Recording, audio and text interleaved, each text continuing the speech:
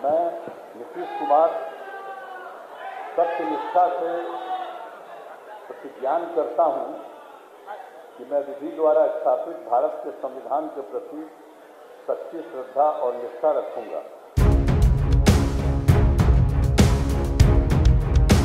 बिहार में एक बार फिर से बदलाव हो चुका है। पिछले हफ्ते तक बिहार में विपक्षी गठबंधन इंडिया की सरकार थी।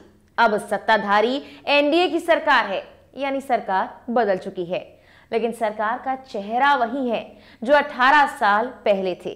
सीएम नीतीश कुमार। अगस्त 2022 से राजद के साथ सरकार चला रहे नीतीश कुमार अब भाजपा के साथ आ गए हैं।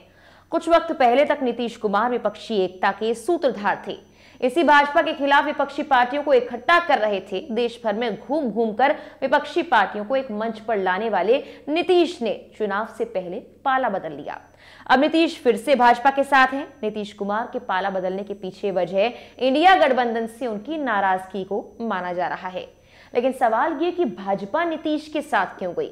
इस सवाल का जो पहला जवाब मिलता है वो यही है कि लोकसभा चुनाव को ध्यान में रखते हुए बीजेपी ने यह फैसला लिया। बिहार में पिछला लोकसभा चुनाव बीजेपी, जेडीयू, लोजपा ने मिलकर लड़ा था। 40 में से 39 सीटों पर भाजपा के नेतृत्व वाली एनडीए जीती। एक बार फिर से यही प्रदर्शन दोहराने के लिए भाजपा, जेडीयू साथ आए हैं। लेकिन यहां हम आपको एक और दिलचस्प आंकड़ा बताते हैं। जब भाजपा जेडीयू के साथ लड़ने की बजाय अलग लड़ी है तो उससे ज्यादा फायदा हुआ है।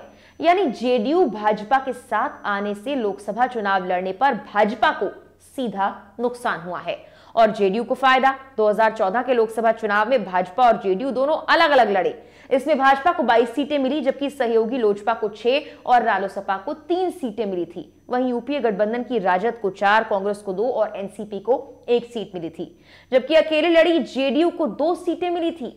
अब आते हैं 2019 पर। 2019 के लोकसभा चुनाव में भाजपा 17 सीटों पर लड़ी और जीती। सहयोगी दलों में लोजपा 6 पर लड़ी और जीती। जेडीयू कुल 17 सीटों पर लड़ी और 16 जीती। यानी सीधा सीधा गणित है। लोकसभा चुनाव में भाजपा को जेडीयू के साथ सीट शेयर करने का नुकसान उठाना पड़ता है। 2014 में बिना जेडीयू के 22 सीटें जीतने वाली बीजेपी 2019 में जेडीयू के साथ लड़कर 17 सीट जीतती है। अलग अलग मीडिया रिपोर्ट्स में यह दावा किया जा रहा है कि नीतीश कुमार को तोड़कर भाजपा सबसे बड़ा झटका इंडिया गठबंधन को देना चाहती है। यह संदेश साफ है कि जो व्यक्ति इस एकता का सूत्रधार था वही आपके साथ नहीं रहा।